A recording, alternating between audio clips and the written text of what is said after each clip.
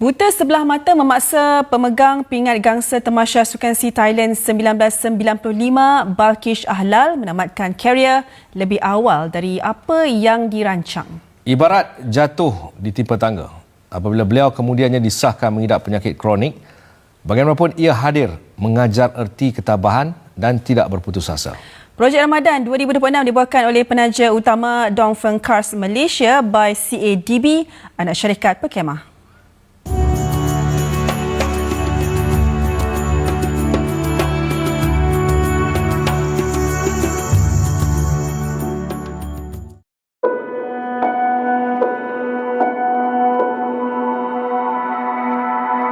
Projek Ramadan Nadi Arena kali ini membawakan kisah perjuangan seorang bekas atlet tinju negara yang tidak kenal erti putus asa.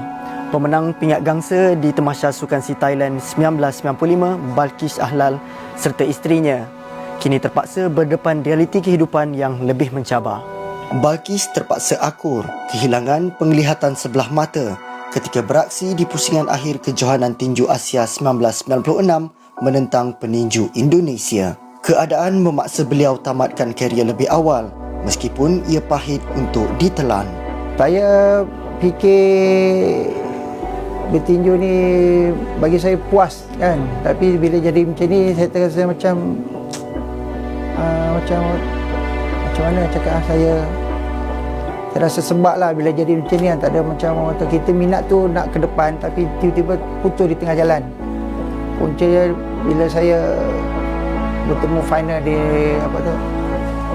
peringkat akhir dengan Indonesia versus Indonesia, saya kalah teruk kan, kalah ni lah, jatuh tak habiskan round pertama, jatuh jadi mata saya habis rosak, bengkak dengan darah mengalir kan, dinding kornea belakang tu pecah teruk, tak dapat diselamatkan lagi lah. 90 tu saya dah stop, dah tak boleh lagi teruskan lagi lah. Balqish kemudian disahkan menghidap kanser pada 2023, ibarat jatuh ditimpa tangga. Bekas komando ini bagaimanapun nekat melupakan kesakitan dialami. Pelbagai perkara lain dilakukan, termasuk bekerja sebagai penghantar makanan serta memulakan hobi mendaki. Doktor ada cakap dengan rumah saya benda ni dah lama saya kena kanser sebenarnya. Doktor cakap dah setahun. Usus saya banyak, semua usus besar semua saya kena buang. Jadi border nak masuk 4 stage saya kan. Tapi dengan semangat tu cakap, saya fikir apa saya nak buat sebab saya dah sakit kan. Masa tu baru saya buat Grab. Saya tak mau hilang, saya tak mau fikirkan saya kena cancel. Kemo dah tetap complete 8 kali complete 8. Tapi orang kata masa tu nak buat kemo tu memang kalau orang dengar kemo pun memang takut kan. Tapi kita lawan. Di situ kita lawan. Tenaga kita kena kuat. Kena kuat kita lawan sebab kadang-kadang selalunya banyak orang kemo ni dia makan tak lalu. Memang betul saya pun tak lalu makan, tapi satu mental kena kuat lah cakap. Kalau tak kuat memang hancur sebab saya tengok banyak jiran saya pun meninggal, jiran saya pun kena kes sama. Rombongan Projek Ramadan berkunjung ke kediaman Balqish membawa harapan mengurangkan beban di bahu wiranegara.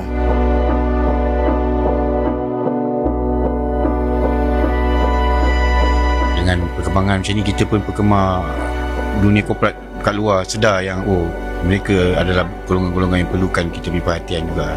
Ini kali pertama kita punya drive.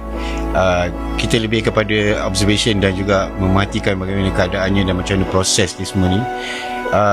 InsyaAllah bila perkara dah berjalan dan kita boleh buat perkara ini sebagai satu perkara yang tahunan lah. InsyaAllah sama-sama lah kita harap yang kejayaan kita punya projek ni lah. Balqish mengalami kanser usus, sementara isterinya mengalami breast cancer. Kedua-duanya adalah pesakit kanser. Jadi kita berharap bahawa kunjungan ni kita dapat meringankan beban mereka dalam khususnya dalam menjalani rawatan dan sebagainya, insyaAllah. Skop bantuan dalam skim bantuan khas ni meliputi juga bantuan rawatan.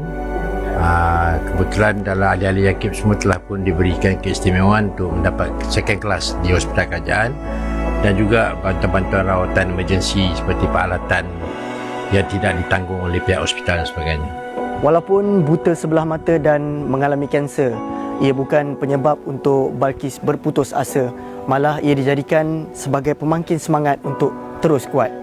Episod kali ini turut diserikan bersama Yakib serta penaja utama Dongfeng Cars Malaysia dari Persatuan Pengimport dan Peniaga Kenderaan Melayu Malaysia, PEKMA. Projek Ramadan Nadi Arena, Ainul Abdul Rauf.